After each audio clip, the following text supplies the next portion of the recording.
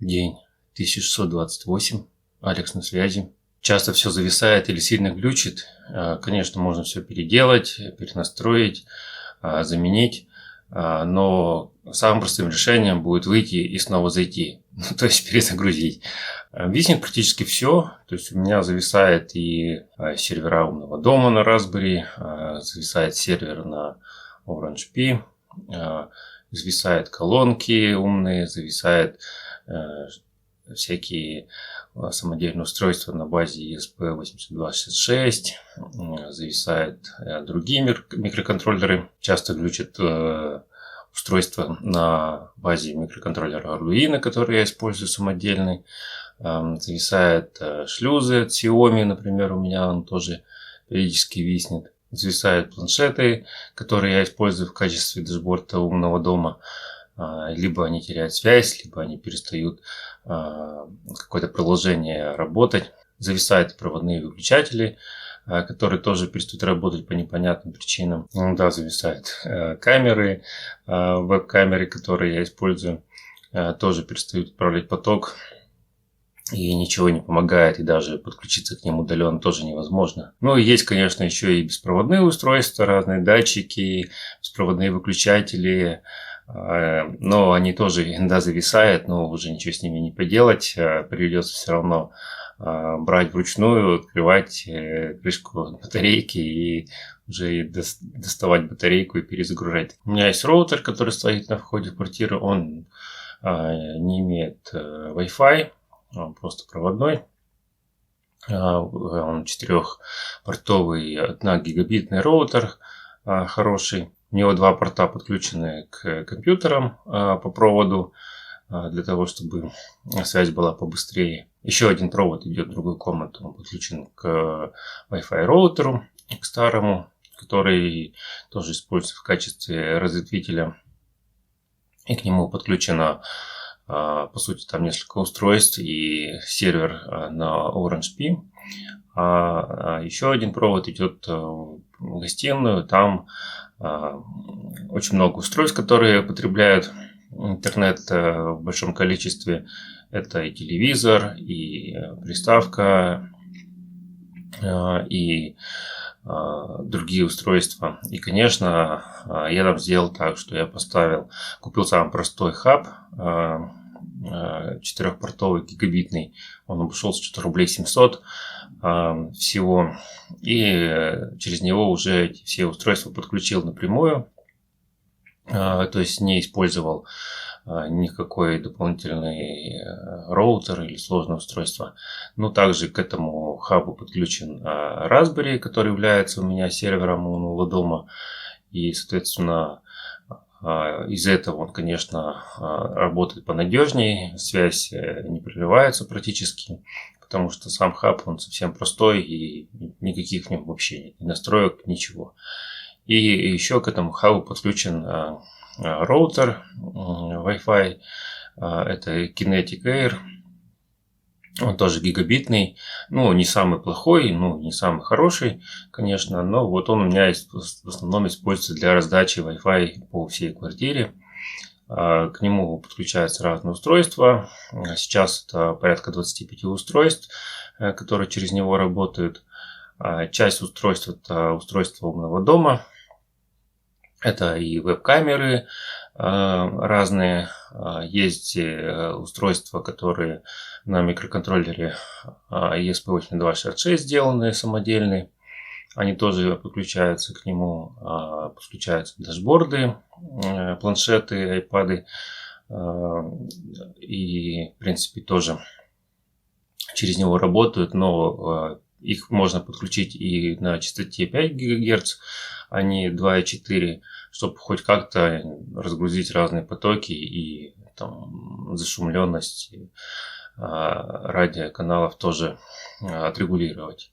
Еще из устройств умного дома к нему подключаются розетки умные по Wi-Fi и выключатели, тоже работающие по Wi-Fi. Ну и еще есть несколько реле, которые тоже работают по Wi-Fi, но в основном я уже, конечно, большую часть устройств начал переводить на Zigbee. Таким образом, конечно, на роутере поменьше осталось разных подключенных к нему устройств, и это, конечно, облегчает его работу. Ну и также он используется и для работы других всех устройств в умном доме. И в доме это и телефоны, и ноутбуки, и другие устройства, которые тоже нужен Wi-Fi. Это и принтеры. И поэтому в целом, конечно, на него нагрузка очень большая. Сложно сказать, почему он зависает. В принципе, он не греется, память у него не перегружена. Блок питания у него идет, который шел в комплекте, он хороший и вообще никаких проблем не вызывает. Но, видимо, просто разные наводки могут идти на него. Может, там, не знаю, помехи по электропитанию тоже проходить какие-то. Ну, в принципе, он стоит в достаточно таком зашумленном месте, и, конечно, разные на него воздействия могут оказываться. Но и, в принципе, это проявляется в том, что он либо просто вообще не работает, либо какие-то страницы интернет перестают открываться. Но это понятно, что больше связано с программными какими-то особенностями этого роутера. И, конечно, можно его перезагружать, просто зайдя на его страницу и там нажать кнопку Reboot. Но не всегда это получается сделать, иногда он даже не отвечает на это, то есть страница не открывается. Ну, а если это удаленно, то вообще это уже никак не зайти и не перегрузить таким образом. Самый простой способ, конечно, это просто выключить питание и снова включить. Но здесь возникают тоже свои сложности. Поскольку если использовать, например, Wi-Fi розетку, то он же и раздает этот Wi-Fi, и при отключении, конечно, уже ничего обратно может не включиться. То есть розетку обратно перевести в состояние включено не получится. Поэтому нужно будет делать какой-то другой способ, эту розетку подключать, например, другой Wi-Fi точке, и уже через нее работать. Но это уже будет и сложнее, то есть надо иметь второй роутер. Ну и наличие, конечно, второго роутера, работающего на той же частоте, вообще не улучшает качество связи в умном доме. То есть все-таки, конечно, иметь несколько роутеров, работающих в постоянном режиме, это, наверное, не очень будет удобно. И, в принципе, это еще и на Zigbee сеть влияет, то есть сами Zigbee-устройства тоже могут работать не очень стабильно при этом. Ну и дальше этой розеткой, если это Wi-Fi, то, конечно, можно будет управлять через какое-нибудь приложение, например, фирменное от этой розетки. И даже не обязательно, чтобы эта розетка была какая-нибудь совсем современная, которая могла интегрироваться там с какой-то системой умного дома. Если у нее есть свое приложение, это, в принципе, достаточно для того, чтобы просто, например, с телефона перезагрузить этот роутер. Ну, выключить розетку и перезагрузить роутер. Конечно, было бы неплохо, если бы эту команду на перезагрузку мог давать какое-то устройство. Например, сервер умного дома мог бы отправлять команду, если, например, теряется связь с этим роутером, или этот роутер начинает работать некорректно. То есть, например, нельзя через него подключиться к какому-то интернет-сайту. И тогда, конечно, можно перезагрузить. Но иногда бывает так, что просто через этот роутер не может работать конкретное устройство, например, там какой-нибудь iPad не может подключиться к системе умного дома, и приходится тоже просто роутер перезагружать. Но это очень сложно определить. Единственное, можно, если, например, какое-то приложение на этом iPad будет давать информацию о том, что есть связь или нет, и если связи долго не было, то будет сделана перезагрузка. То есть здесь, конечно, много сложностей возникает. То есть надо будет думать, как конкретно определять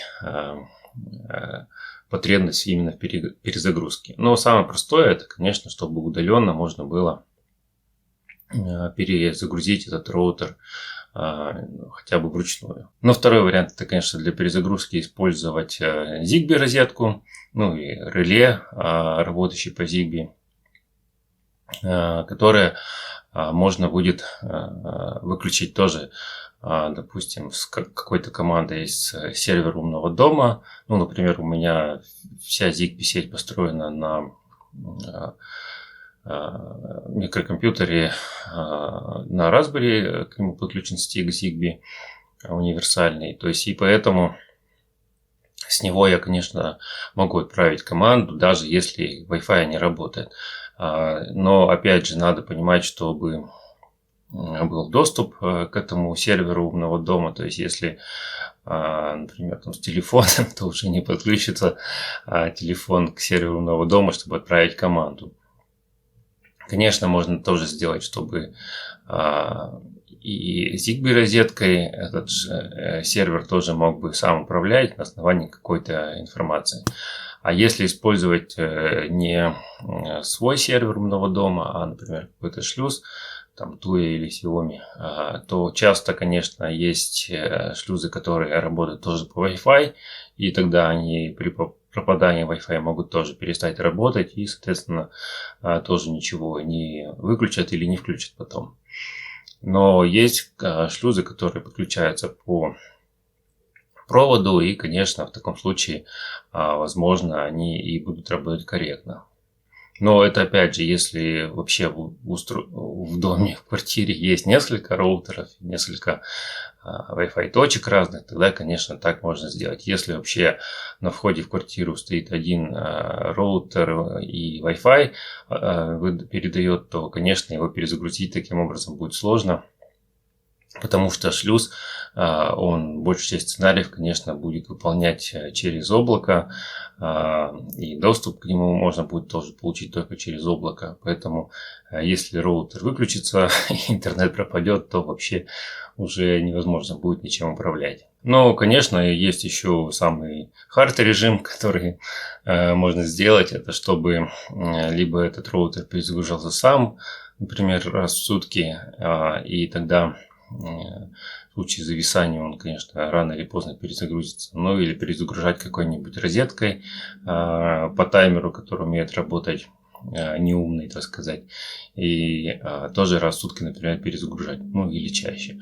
На самом деле меня такая тоже функция спасала, когда перезагрузка была сделана. Ну не потому, что у меня там розетка стояла или реле с таймером, а просто когда я был вне дома, то у меня тоже пропала связь и перестала работать все, но выключилась электроэнергия в квартире, и, соответственно, когда все включилось, после этого все перезагрузилось и все настроилось. То есть такой режим тоже перезагрузки иногда бывает полезен, по крайней мере больше суток. В этом случае этот роутер не сможет не работать. После перезагрузки тоже бывает много проблем, связанных с восстановлением Wi-Fi. Не все устройства одинаково его нормально переносят. Например, веб-камеры практически всегда подключаются хорошо. Никаких у них проблем с этим не возникает. Но есть веб-камеры, которые у меня работают на микроконтроллере ESP32K, то они, конечно, практически никогда не восстанавливают сеть. Даже несмотря на то, что у них там специально все это в коде предусмотрено. Также есть еще тоже самодельное устройство на базе ESP8266. Там Wi-Fi, в принципе, тоже довольно глючный, но часто он подключается. Единственное исключение это то, что есть у меня такие модули, которые VMOS, и они периодически не восстанавливают соединение после потери Wi-Fi. Также есть еще одно устройство, тоже, которое используется в качестве шлюза для BLE.